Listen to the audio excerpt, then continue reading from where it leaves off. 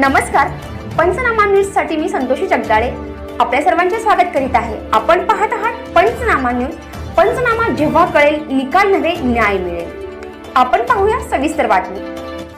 10 ते 15 लाखाचे अवकाळी वादळी वाऱ्यामुळे मारूल तर्फे येथील 2 शेतकऱ्यांचे नुकसान।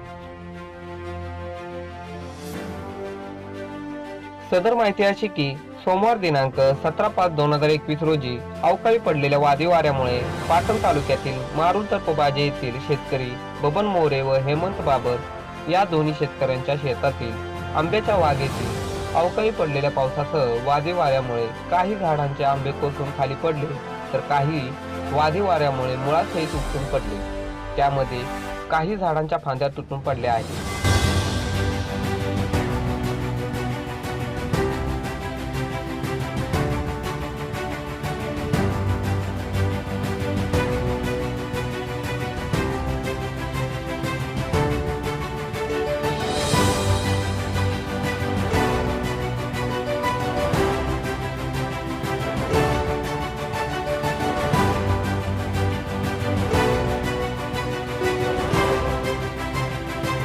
यामध्ये या दोन्ही शेतकऱ्यांचे 10 ते 15 लाखाचे नुकसान झाले असून संबंधित प्रशासनाने तात्काळ पंचनामा करून झालेल्या नुकसानीची मदत मिळावी अशी या दोन्ही शेतकऱ्यांची मागणी आहे।